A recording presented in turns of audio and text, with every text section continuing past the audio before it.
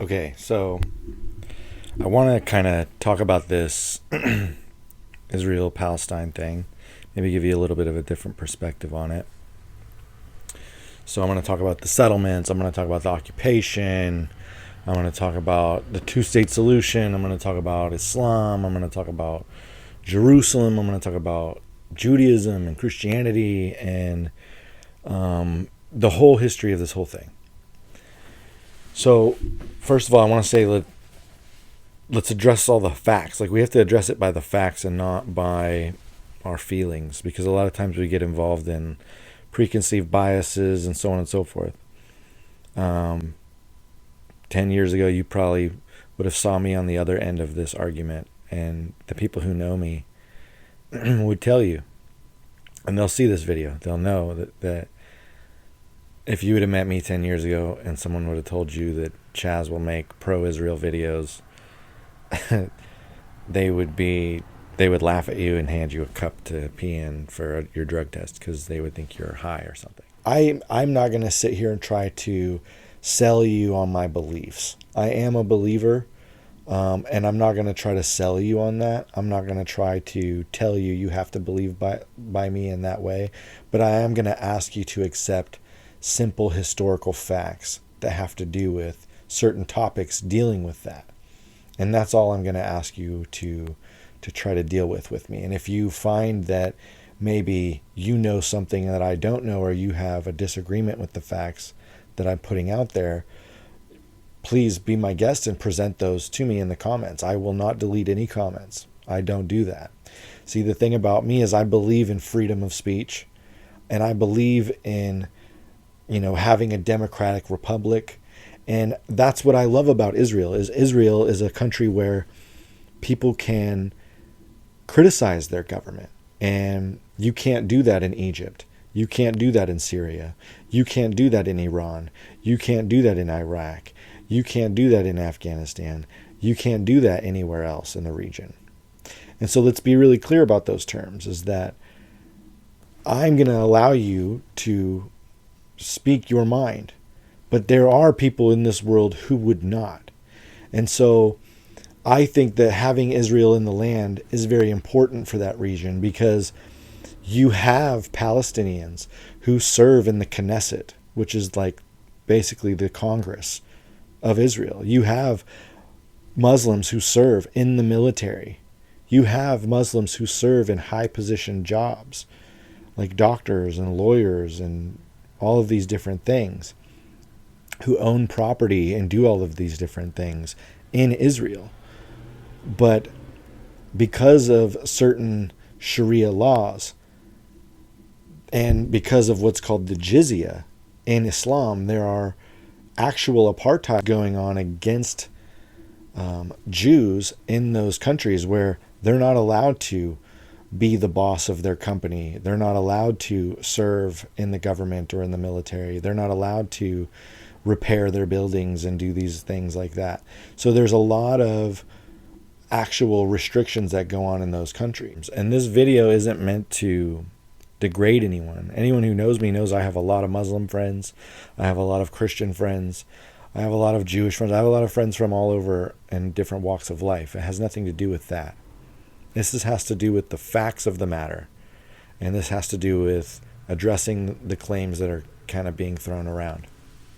So you'll hear a lot about ethnic cleansing by Israel, that they're doing ethnic cleansing of Palestinians and trying to push them out. First of all, let's address this idea. In 1948, there were over 700,000 Muslims or Arabs in the land of Israel, or Palestine, or whatever you want to call it. Today, there's over 7 million of them. So this argument about ethnic cleansing doesn't really measure up in comparison to the numbers of Jews in the Arab countries who have been subject to pogroms and slaughter and all types of different ethnic cleansing over the years. And you can take a look at the numbers for yourself on that. Now let's compare those numbers. Morocco in 1948 had 265,000 Jews. Today, 2,150. Libya used to have 38,000 Jews. Today, not a single Jew. Iraq, 135,000 Jews. Today, less than 10. Algeria, 140,000 Jews. Today, less than 50. Egypt used to have 75,000 Jews. Today, 100. Yemen used to have 63,000 Jews. Today, less than 50. Tunisia, 105,000. Today, only 1,050. Syria, 30,000 Jews in 1948. Today, only 100. Lebanon used to have 5,000 Jews. Today, less than 100. Once upon a time, the Middle East was full of Jews. Algeria had 140,000 Jews. Algeria, where are your Jews? Egypt used to have 75,000 Jews. Where are your Jews? Syria, you had tens of thousands of Jews. Where are your Jews? Iraq, you had over 135,000 Jews. Where are your Jews? Mr. President, why are we meeting today on an agenda item singling out only one state, the Jewish state, for targeting? Where is the apartheid, Mr. President?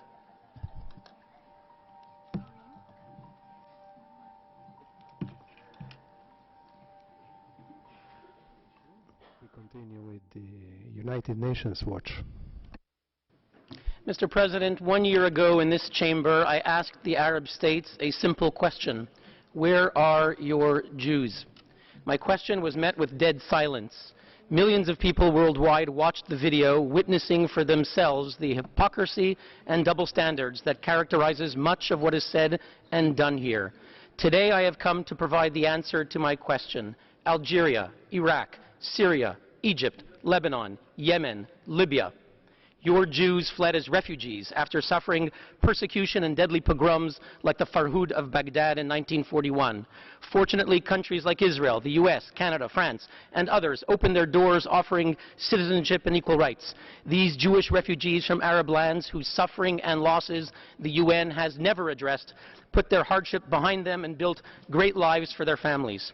Now let us contrast this with the situation of those descended from Arab refugees who fled the area of British Mandatory Palestine during the invasion of nascent Israel by Arab armies. What is holding them back? The answer is simple. Palestinians are the only population in the world not eligible for services by the UN Refugee Agency. Instead, these descendants are governed by UNRWA, which holds generation after generation trapped in refugee camps, denied integration in the Arab countries they were born in, and denied resettlement elsewhere. Some of UNRWA's donors are waking up to the problem. As Swiss Foreign Minister has recently put it, by supporting UNRWA, we are only keeping the conflict alive. I thank you, Mr. President. So the thing is that they haven't just been killing Jews. There's a lot of killing of Christians that goes on. There's a lot of killing of the Druzim, or the Druze people that goes on. There's even killing among Shia and Sunni, in different tribal situations in Afghanistan. All the different areas of the Middle East, a lot of times there's conflict that are Muslim on Muslim, and there's a lot of violence that goes on and oppression that goes on. So let's not beat around the bush here and pretend that Israel is this bloodthirsty nation that is out here trying to just kill everybody, because that's not the truth. And let's also be clear that Muslims, by and large, are not bloodthirsty and violent people. I've known some Muslims that are amazing people, super sweet-hearted people, very generous, very kind, very loving and warming and welcoming. So don't get it twisted and take it the wrong way that Muslims are, as a whole, some sort of violent, wicked people. There are select cult and people who abuse religion throughout every group, including the Jews. And I've made videos on that which have been taken down by YouTube. And I'm in the process of regathering up all that content and reposting it up on Rumble. So I will make sure to let you guys see all that. But every religious group has its wackos, has its crazy people who've done stupid things. And we have to be honest about that. We can't just, whitewash the history. And that's what a lot of people want to do here. So the fact is that they are killing a lot of Christians. If you look at, and Christians don't talk about this, which is very odd because a lot of them don't speak out about what's going on against their people, which I think is very important too. If you look at Bethlehem and Nazareth, those used to be 80% Christian. Now it's like 80 to 90% Muslim because of all the Christians who have been slaughtered and driven out by the Muslims who were treating them so harshly. And the 2 million Christians fled Iraq. Thousands of Christians were slaughtered in Nigeria. The list goes on and on. Syrian Christians had it very rough here recently. And so the other part of that is that there's this rewriting of the history, like I said, this claiming that this land has always been Palestine and this has always been the Palestinian kingdom, and that these Jews are making up their own history and they're making up their own, artifacts. Look for yourself. The thing about that is that there's absolutely no history of the Palestinian people. There's no history of a Palestinian nation or anything like that. There's been no dynasties or anything like that coming from Palestine. There are thousands of books in Europe documenting the land of Judea, documenting the Jews being scattered throughout the lands, especially after the Roman Empire, especially after Titus came and uprooted their temple, even took with him Josephus, who became his translator and wrote the histories for the Romans on their conquering of Judea. And one of the works is called The War of the Jews and Antiquities. This person is named Josephus. You can look this up for yourself. There is a long history of the Jews being in the land. Now, even the Christians have a history of the Jews being in the land. Jesus was a Jew. He went to the temple. Their temple was standing there, Solomon's temple. And this is all supposed to be taking place in the 1st century. Islam doesn't even show up until the 7th century. Okay? So the idea that Jerusalem wasn't linked to the Jews at all and there's no history of that is simply preposterous. And the name Palestine literally comes because 60 years later, after the Romans had conquered Jerusalem, the Jews are still fighting against the Romans. And you have the Bar Kokhba revolt, and you have these different revolts. And the Romans renamed the land Philistia as an insult to the Jews. They named it after the Philistines, which had been wiped out in order to distance the Jews from their land and to insult them. And so the whole idea of the land being called Palestine or Philistia was simply meant as a way of apartheid against the Jews.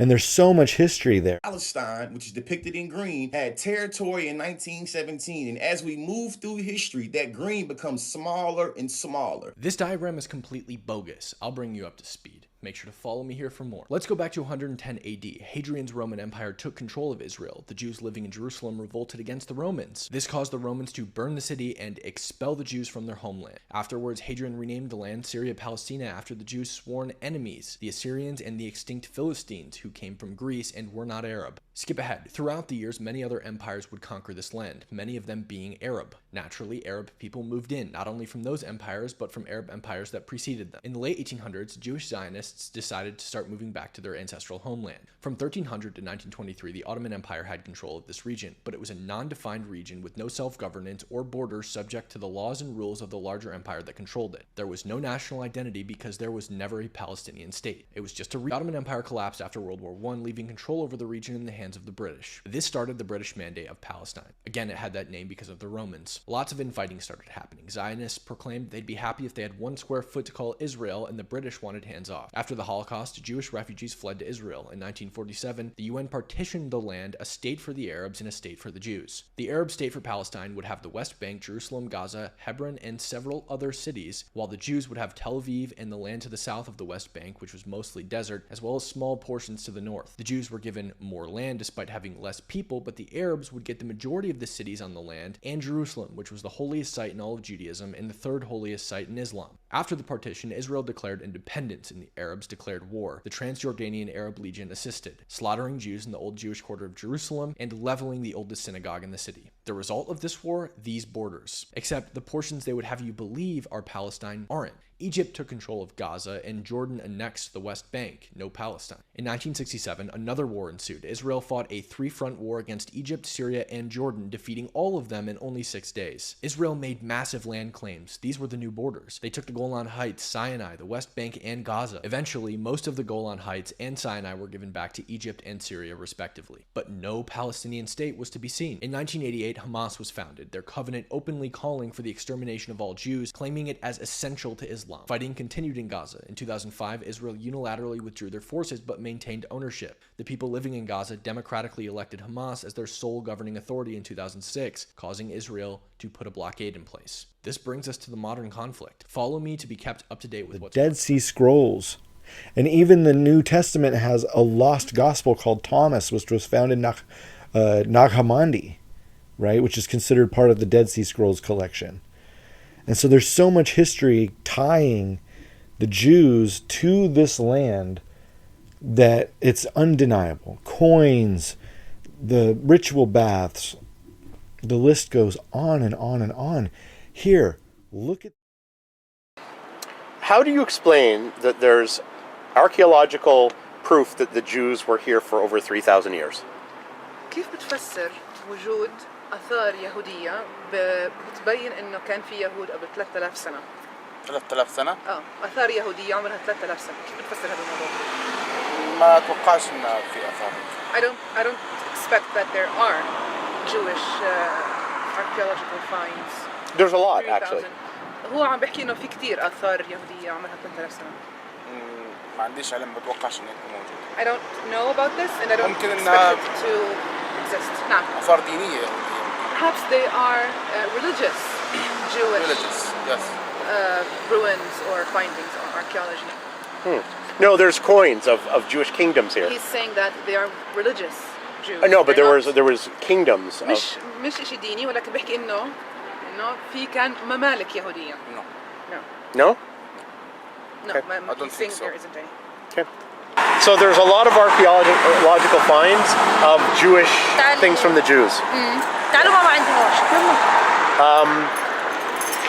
Does she know about the archaeological finds of Jewish في things? كثير آثار أو في كثير آثار عم بيلاقوها بتكون أصلها يهودي.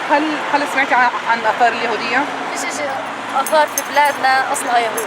We have no archaeology and no ruins that are Jewish. None? In our country. No. هذا البلد فلسطيني كنعاني. This country is Palestinian, Canaanite.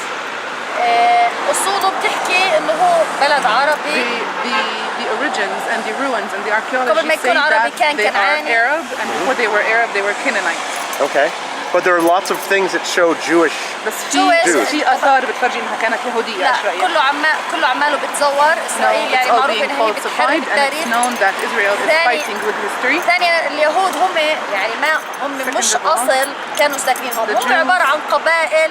Were not originally from here, they were tribes. يعني هدول كانوا يتنقلوا بين and they used to move around عدة دول. between many يعني countries. إذا ممكن الآثار اللي كانت لهم هون آثار عابرة مش أصليين They مش might سكان have أصليين. ruins that were passing by, that show that they were passing by, but they are not natives of this area. Do you recognize that there was Jewish sovereignty here a long time Sovereignty. ago? Yeah. ولكن هل تعترف أو هل تعترف إنه كان في سيادة يهودية من زمان؟ لا هو السيادة اليهودية ما كانت موجودة ولكن أجدت بالتدريج. So it wasn't here, but so Jewish sovereignty didn't exist, but it came gradually. Okay, but in like 2,000 years ago, oh, there's more? Sorry, There's more. go ahead. هي أجت بالتدريج كيف إنه كانوا هم أول شيء جماعات قليلة وبعدها صاروا يجوا سواح وكانوا يستقروا في البلد ومن ثم صاروا جماعة أكبر ومن ثم صار لهم سيادة أكبر. So they first came in small groups as tourists and then they came more and more and then they started settling here. No, I'm talking about biblical times. إحنا عم نحكي عن الزمان يعني أوقات 2,500 years ago, prophets' times, yes.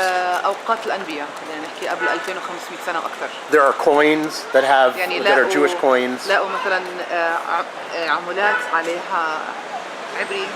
لا هسه لحظة، هي ديانة كديانة كانت موجودة وهذا ما في حدا بيقدر ينكرها.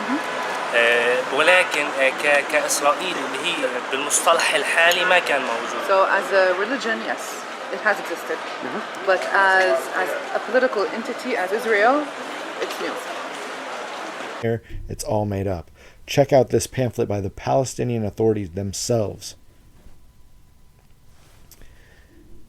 And so you have to look at the facts. The Jews pray towards the Temple Mount. They pray towards there, while the Muslims there will actually turn their backs to Al-Aqsa Mosque and pray towards Mecca. Because the fact of the matter is that the Temple Mount is the Jews' most holiest place. It is the most holiest place that they had. And forever, the Jews have had to pay a tax in order just to pray at the Western Wall, which was as close as they were allowed to get to the Temple Mount. And they've had to pay this tax and go through all of these strenuous, agreements with the Muslims in order to just maintain being allowed to pray.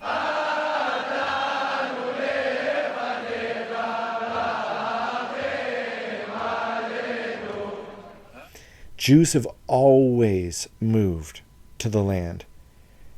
And in the 1850s, there were actually more Jews in Jerusalem than there were Arabs. And the first convention talking about reestablishing the land and creating a government there, because there really was no government, was in 97. And delegates were sent out to the Arabs, but all the different groups of Arabs that lived in the land, which were not calling themselves Palestinians, they were not united in any front. They didn't even come together in order to send a delegation because they couldn't agree to each other on religious grounds or on tribal grounds or on, territorial grounds that they were dealing with, from things that someone from your village stole something from me, and so this, that, and the other, and they had these beefs that went with each other that they couldn't even bring delegates forward. And this is actually painted against the Jews as, well, the Jews had delegates were at the hearings with the British for like the Balfour Declaration and stuff, but the Muslims didn't. And the fact is because the Muslims couldn't come together to send delegates. That's the truth that no one wants to mention. I recommend a book called Israel by Daniel Gordonis. A great history of the land, pretty well balanced, and see for yourself. Look at all the facts and see if you can't decipher something else. 19th century and Zionism, Jews have always migrated, or as we say in Hebrew, gone up to the land of Israel. In the 17th and 18th centuries, Jews came from all over the Jewish world, from Europe, from North Africa, from Yemen, in small numbers due to the harsh conditions, but there was always a steady movement of Jews coming to Israel. The first Zionist Congress was held in 1897, but 50 years beforehand, in the 1850s, there were more Jews than Muslims in Jerusalem. In the rest of the land, yes, there were more Muslims, but it is important to know that even before the start of the Zionist movement, there were dozens of Jewish settlements in the land of Israel. In the last decades of the Ottoman Empire, as in all empires, there were lots of different groups. Some groups got bigger with time, some smaller, some bought land, some sold land. Many European powers bought land for institutions, and some groups, mostly Germans and Americans, settled in the land of Israel to speed up the second coming of Jesus. Many different groups. None of the groups use the word Palestinian to describe themselves. The first Zionist Congress took place in 1897. The Zionist movement was a national movement, not a colonialist or an imperialist movement, but a national one of many. This was the age of the fall of empires, the German Empire, the Austro-Hungarian Empire, and the Ottoman Empire, and of the rise of national movements. And the Zionist movement was the national movement of the Jews. It is as simple as that. In the first half of the 20th century, millions of people moved from one place to another to create nation states. What's special about the Jews is that they never stole or used violence to take any land in the land of Israel. I'm always getting comments from Muslims and pro-Palestinians about Jews stealing the land from the local Arabs. Here is a challenge for you. Give me the name of one village that the Jews stole from the Arabs from the 7th century when the Arab Caliphate colonized the land of Israel until 1947 when the Arabs started a war to wipe out the Jews. From the year 636 till 1947, not a single square foot was stolen by the Jews. Again, if you don't like what I'm saying, then prove me wrong. Give me the names of villages that Jews stole prior to the War of Independence. On the other hand, I can give you lots of names of Jewish villages that Arabs, or Palestinians if you will, destroyed before 1948. Take Hebron for example. Jews lived in Hebron for hundreds of years. In 1929, the Arabs, not 1 or 10, but whole gangs of Arabs, murdered 70 Jews, and the ancient Jewish settlement had to be abandoned until it was brought back into Jewish hands in 1967. You want more names of Jewish villages that were abandoned because of Arab violence? Here are some more. Many were rebuilt after a few years. The Arabs used violence against Jewish civilians in the land of Israel many years before the occupation and many years before the land of Israel was established. And by the way, they didn't only use violence against the Jews. Christians suffered as well. Remember the German and American settlements I told you about? They suffered as well. The family of John Steinbeck, the American novelist, had a farm outside Jaffa, or at least they had it until Arabs broke in and murdered Steinbeck's great uncle and sexually assaulted his wife and his daughter. Here is an interesting anecdote. Two other great American novelists, Mark Twain and Herman Melville, visited the land of Israel, and like hundreds of other pilgrims, they wrote about how neglected the land was, and many wrote about how violent the local Arabs were. From 1970 till 1948, the British and the French were in control of the Middle East. The Jews blamed the British for being pro-Arab, and the Arabs blamed the British for being pro-Jewish. I will tell it as it was. The British were pro-British. They had two main interests in the region: to have oil flowing from Iraq to the port of Haifa, and to ensure the Suez Canal remained open. And because both of these interests lay in the hands of the Arabs, they were pro-Arab. Today it is very fashionable to be against colonial powers, and of course they did do a lot of damage. But I find it absurd that pro-Palestinians are anti-colonial, as it was the Roman Empire that gave the name Palestine to the area, and the British Empire that gave it its borders. When the British and the French drew lines on maps, they invented two nations that never existed before, the Palestinians and the Jordanians. Another fact that is often overlooked is that pro-Palestinians are always talking about Jewish immigrants coming from Europe. No one talks about the Arabs who came to the land of Israel. Hundreds of thousands of Arabs from Egypt, Syria, and other places entered the land of Israel in the 1930s and 40s to work for the British and are now seen as native Palestinians. It is hard to estimate the number of Arabs who entered the land of Israel between 1917 to 1947 to work for the British, as the borders were open, but the number is in the hundreds of thousands. Probably about half of the population of Gaza came to the land of Israel during the British Mandate time. Their last names usually hint towards the actual origin of the family.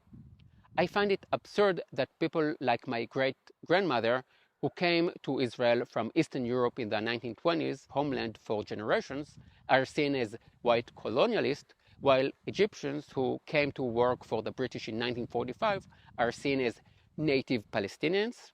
Now you might be saying, who cares where they came from and if they have been here for generations? They have the right to self-determination. And again, I agree. In 1947, the UN proposed the division of the land into a Jewish state and an Arab state. The Jews said yes, and the Arabs said no, and then started a war in a bid to eliminate the Jews. The morning after the partition plan, Palestinians attacked a bus and murdered 5 Jews. This is how the war was started. They were offered a state, they said no, and start murdering Jewish civilians. Not a single Jew was spared in all of the places that fell into local Palestinian hands. Luckily for us, after 15 months of fighting the local Arabs and the 5 Arab armies that invaded Israel, we won. And yes, during the War of Independence, many Arab villages were destroyed and about 700,000 people were displaced. That's what happens when you try to wipe out your neighbors. You might well lose and have to pay the price. At the same time, 800,000 Jews were brutally expelled from Muslim countries. For some reason, no one cares about them or want to tell their story. Millions of articles and papers have been written about the Palestinians who had to evacuate their homes because of a war they started, yet very little has been written about the Jews living in Muslim countries who were subjected to pogroms and had to flee, even though they were innocent. Please tell me why you care so deeply about the Palestinian refugees, and yet you couldn't care less about all the millions of other refugees who had to flee at the same time. 14 million Germans, about the same number of Hindus and Muslims, Ukrainians, Armenians, Poles, people from the Balkans, and I could go on and on. The Palestinian refugees are the most privileged refugees in the world. Some say that the partition plan wasn't fair as the Jews made up 1/3 of the population but got 2/3 of the land. To that I will say this: the Arabs actually also got what is now known as Jordan, so in fact the Jews got a much smaller part. And I should also add that the Arabs got all the good land and the Jews got the swampland and the desert land. And now I'm going to state a fact that is definitely going to annoy all the haters of Israel. The Jews took the swampland and the desert land and made the impossible possible. We turned the land into gold. Israel is pioneer in irrigation systems and desalination system.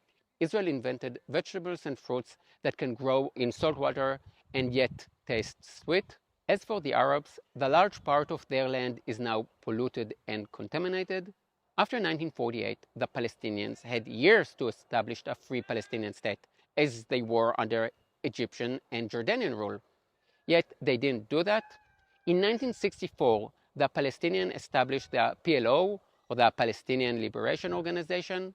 Now this is interesting. 1964 is 3 years before the Six-Day War. So before Israel occupied the West Bank and the Gaza Strip, and before a single settlement was built, they were already calling for the destruction of Israel. When the Arabs say Free Palestine, they don't mean we want an independent Palestinian state next to Israel. What they want is a Palestinian state that replaces Israel. The Palestinians kept rejecting all offers made to them from 1947 till 2008, when Ehud Olmert, the Israeli Prime Minister, offered the Palestinians all the West Bank and East Jerusalem as their capital. They said no to every offer that was made to them, invested all the money they received from the world in terror, and then cried that they were their victims. The Palestinians do have a harder life than we Israelis, but they only have themselves to blame. So what is the solution? When will there be peace? Not in the near future, because this conflict is not about the land. I've already told you that even before the Six-Day War and even before 1948, the Palestinians were trying to wipe out the Jews. Here is another example. Take Gaza. In 2005, Israel withdrew from the Gaza Strip. Gaza is an Israeli and Jew-free area. The Palestinians get more money than any other group on the planet, from the US, from the European Union, from Arab countries, from the UN. And what do they do with this money? Infrastructure, education? No. They build tunnels and buy weapons to kill Jews. Why do they do that? The Hamas constitution makes it very clear. The first sentence is, Israel will exist until Islam wipes it out. It doesn't say we want peace. It doesn't say we want a Palestinian state. It clearly says until Islam wipes it out. They want a Muslim caliphate. I respect Hamas for one thing only, for actually expressing and being clear about what they want, which is to eliminate Israel. Personally, I want the Palestinians to have a democratic state with human rights and freedoms, and I wish for all Arabs and Muslims to have the same. But what I want is not necessarily what they want. To solve the problem, you need to understand the problem. And the problem is made up of two things. One which Westerners don't understand anymore, religion, and one which Westerners don't want to talk about, values. Religion plays no role at all in European politics. In the US, politicians do say God bless America, and the debate surrounding abortion is partly religious. But when it comes to foreign policies, you don't hear American generals talk about spreading the word of Jesus. In the Muslim world, it is very different. When Arabs kill Jews at a music festival, or Christians in a school in Nigeria, or one another in Syria, Yemen, Libya, what is it they shout? Allahu Akbar, God is great. Jihad is a religious war against the infidels. To many Europeans, the words infidels and heresy probably remind them of dark days that played out hundreds of years ago, when Catholics and Protestants were killing each other. Sadly, this is still the situation in some parts of the Muslim world. Just think about the organizations you hear about in the Muslim world: Hamas, Hezbollah, Islamic Jihad, ISIS, Al-Qaeda, Boko Haram, the Taliban. These aren't national organizations. They are all religious organizations. Now let's talk about the bigger issue, values.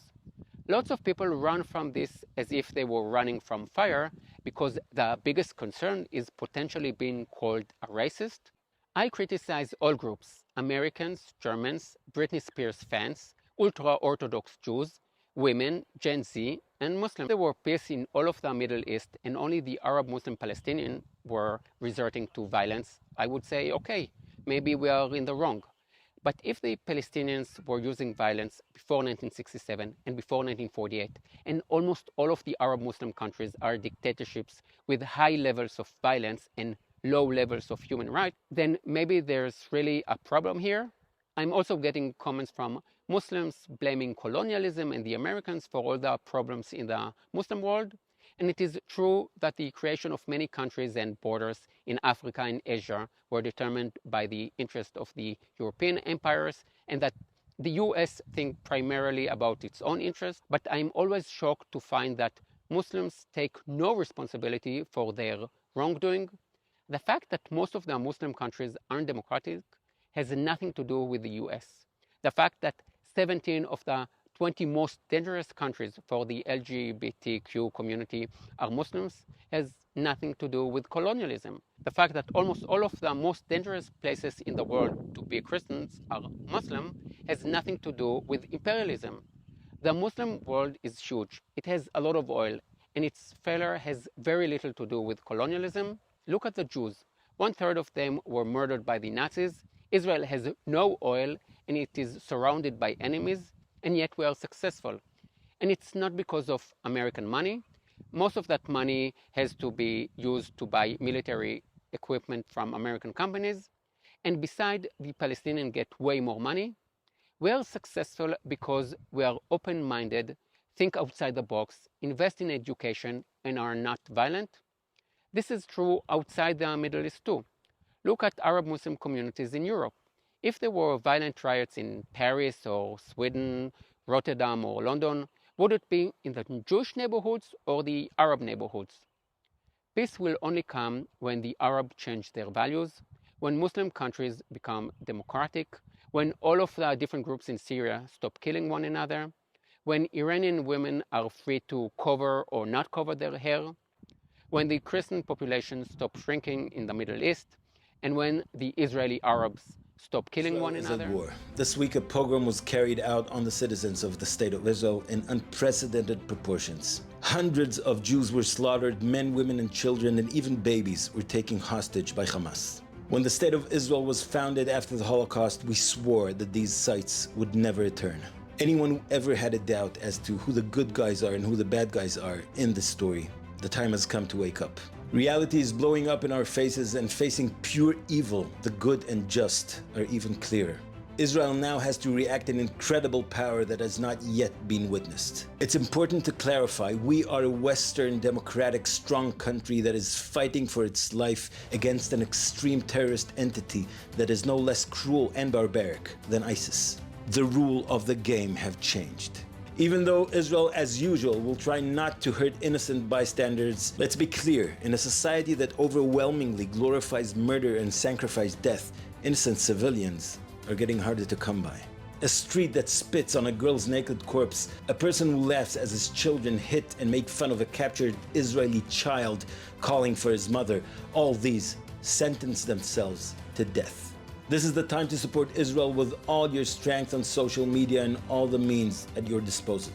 We are on the front of the free world against the horrors that some of you choose to close their eyes against. To those who are about to criticize and lecture us in the news studios and on social media, I say, we don't care about your biased media, we don't care about your eye-rolling, we don't care about your holier-than-thou attitude, we don't care about your deceitful posts. The gates of hell are about to be opened on Gaza, and when harsh images will come out of there, and there will be harsh images, remember who are the bloodthirsty monsters in the story and who is on the side of protecting life. Read my lips. Am Yisrael Chai, the nation of Israel is alive.